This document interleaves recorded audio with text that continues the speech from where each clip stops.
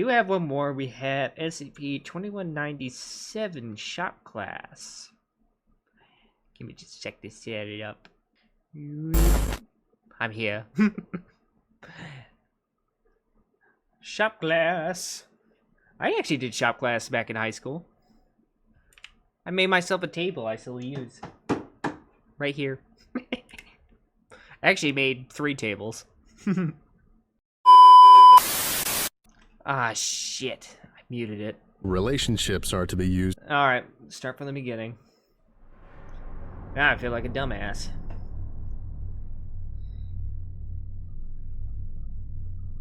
Damn it. I did it again. No. Good afternoon, everyone. Oh, I didn't even My name is see the Dr. doll Miller, and the and the initial thing. SCP we're going to be looking at today is SCP-2197. Object Class: Euclid. Special Containment Procedures. Because neither SCP-2197 nor the lot on which it is built are recorded on any official documents, the Foundation has been able to effectively assume legal ownership of SCP-2197 by purchasing the buildings on either side of it, the lots of which legally encompass Okay, so the SCP Foundation doesn't own the SCP itself, or the building the SCP is living in. They just own the buildings next to it. Interesting. SCP-2197's location. A small contingent of Foundation personnel have been permanently assigned to manage these properties. A small filling station with automotive repair shop, and a 5-unit motor lodge. You're fine. Civilian motorists lured into the proximity of SCP-2197 are to be intercepted by these personnel and given whatever assistance they require in order to leave the area. Once a week, D-Class personnel wearing a remote surveillance kit is to enter SCP-2197, engage in conversation what with makes interacting with a SCP-2197 humanoid anomaly so dangerous. and make a purchase. Due to local residents' length of exposure to SCP-2197 and their habitual reticence regarding it, mass administration of amnestics has been ruled out. See Ethics Committee Report 2197-901. As Man in residents Black, have this observed Foundation personnel steering visitors away from SCP-2197, they have become increasingly accepting and even friendly towards the members of the permanent contingent. These social relationships are to be used in conjunction with monitoring of mail and electronic communications in order to identify and isolate individuals who pose an unacceptable risk to containment. Interesting.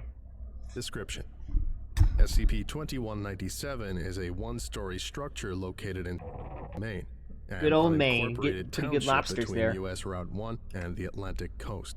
The words Anziano's Curio Shop are etched in stylized lettering on a large... It did say inscription, and that is a very odd inscription to have in the U.S. of A. Sounds... is that Italian? I'm not sure what that is. Is that... I'm thinking Italian.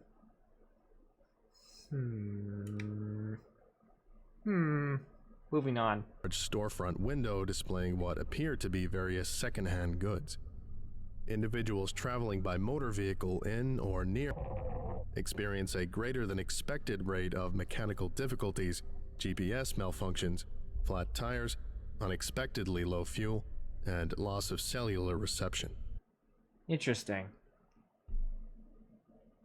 It's like an anomaly that tracks people in by literally destroying mechanical function of vehicles and stuff. I wonder if it also worked on maybe even like really old motor vehicles from the Model T era. Makes you wonder. Affected motorists frequently seek assistance and while delayed, they often enter SCP-2197 due to its location between the township's only mechanic and its only lodgings. Residents and the surrounding area do not appear to experience these travel-related difficulties, and will sometimes obliquely warn those affected away from SCP-2197. Oh, so the population itself is, like, it said the population's aware, so the population is, in a way, helping the Foundation by telling people to avoid the area that the SCP is located in. Interesting. So it's kind of a weird, since the people are already aware, but they're actively helping the Foundation, like, in a way. It's But it's just let them know, Foundation have the personnel knowledge. briefed on SCP-2197 also appear to be unaffected by this phenomenon. Site 11's Shamanic Analysis Unit has concluded that the effect targets only unsuspecting individuals. Those entering SCP-2197 are greeted by a humanoid entity resembling a stooped elderly man in an apron, designated SCP-2197-1. The entity will introduce itself as Mr. Anziano, engage in small talk, and encourage the visitor to browse. If an individual expresses interest in an item, SCP-2197-1 will speak highly of the effort involved in its manufacture and the good character of its maker, often remarking that he tried his best. Most items purchased from the shop display anomalous properties. SCP-2197 first came to the Foundation's attention when routine monitoring of Vatican email traffic flagged an inquiry from the Archdiocese of Boston on behalf of a parishioner who claimed that an antique doll she had purchased on a trip to Maine had been harassing her with ineffectual attempts to harm or inconvenience her. The doll was retrieved and is currently designated SCP-2197-2. It has proven So it's a guy that makes anomalous secondhand items. capable of movement and vocalization, albeit with a severe speech impediment. Class B amnestics were administered to the purchaser, her parish priest, and the Archbishop of Boston. Somewhere on each item, typically the back, underside, or interior, is a single small glyph written in a hemoglobin-like substance, the design of Hemoglobin being blood. which differs from item to item. Foundation linguists have concluded that the glyphs are backward renderings of the first, second, third, fourth, and sixth letters of the Aramaic alphabet. Some glyphs are appended with a plus or minus sign. The permanent contingent has compiled a representative sample of items purchased by D-Class personnel from SCP-2197. Yay, we get to see all the weird shit he makes. Let's take a look. See Document 2197-101. Document 2197-101. Log of items obtained from SCP-2197. SCP-2197-5. Description: a green Western Electric Model 2500 landline phone, which rings from 1 to 6 times a month, regardless of whether it is connected to an active phone jack. If an individual picks up the receiver, a static voice resembling that of a young girl will whisper 7 days, and the call will disconnect. Exactly 7 days later, whatever phone happens to be the closest to the subject will ring. If the subject answers, an identical voice will whisper, "It's been 7 days," and the call will disconnect. No further effects have been noted. That's it's really random. Well, I don't know what to say about that. Glyph, Gamel minus. SCP-2197-10. Description: an irregularly shaped concave object, with several notches in its outer rim, apparently made of clay containing flecks of ash. When any individual with a history of tobacco use, who has not consumed any form of tobacco since the last full moon, comes within approximately 6 meters of the item, a lit cigarette emerges from the item and slides into one of the notches, with the filter side pointed toward the individual. These cigarettes are reported to possess an intensely unpleasant smell and taste. Approximately 65% of test subjects who smoked the cigarette required hospitalization for sulfur dioxide poisoning. In all such subjects, the traumatic experience caused an extreme aversion to subsequent tobacco. So it's basically like the ultimate smoker deterrent, I guess. It's literally like an object designed to make you quit smoking. Tobacco use. Glyph, Gamel minus. SCP-2197-13. Description: a poorly constructed birdhouse with no known anomalous properties. Glyph, wall. If I was an SCP, I'd want to be something dumb like I can change colors and each color makes me smell different. That's fair. I don't know what I would be. SCP-2197-16. Description: a small antique desk lamp operated by a toggle switch at its base. with the on and off positions labeled. When operated by an individual unfamiliar with the lamp, the functioning of the switch is reversed so that the off position turns the lamp on and vice versa. Oh, so it's basically Once just a a troll particular device user trolling becomes you. accustomed to the reversed function, the switch begins to operate correctly. This process repeats each time the user forms an ingrained habit regarding how to operate the switch. It just trolls you. Glyph, Daloth. SCP-2197, 22.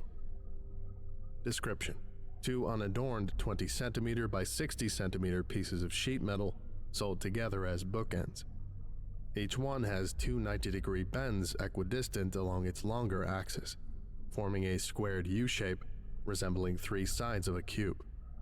When one of the items is picked up, it begins to grow in size, doubling in volume every 10 seconds until it becomes too heavy or unwieldy for the subject to hold. A lot of these Upon objects slipping seem out to of the mess with subject's you. grasp, the item instantly reverts to its original size. Holding both pieces at the same time or fitting them together into a cube appears to produce no additional effect. Glyph, Daloth minus. Yeah, like that. A switch that's annoying. I love that. SCP-2197, 25. Description: a 32-page coloring book. The picture on each page is rainbow and/or unicorn themed.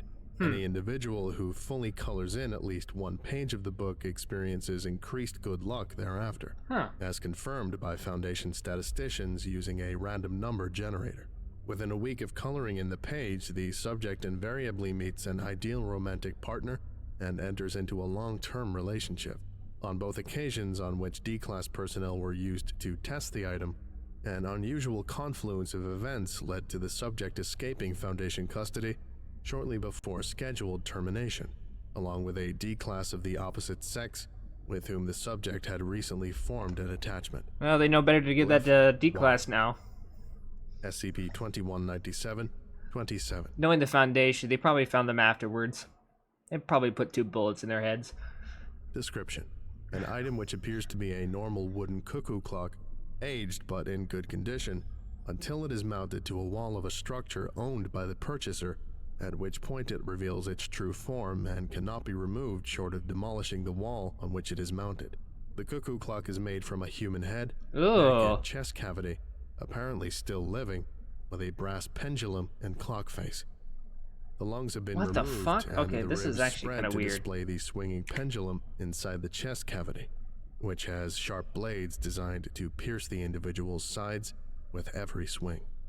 The clock face is wedged into the mouth, the jaw having been stretched open to accommodate it. The eyes constantly dart about, and grunts of pain may be heard from the throat. At the top of every hour, the pendulum and clock face rapidly heat to degrees centigrade, causing the throat to emit cries of pain reminiscent of the sounds of a non-anomalous cuckoo clock. The number of cries has been observed to be consistently appropriate to the hour being struck. Glyph, Alap Plus. Yeah, I'm guessing that guy got on the bad side of SCP-2197. This concludes today's lecture.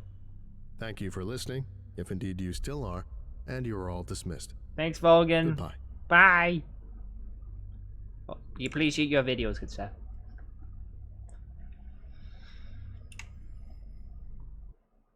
Dark manicure cutie. Anyways, that was kind of a dark quiz there. I'm guessing that guy pissed off. Wrong anomaly. And got turned into a cuckoo clock. Damn. So, anyways, we're gonna be ending it here today, folks.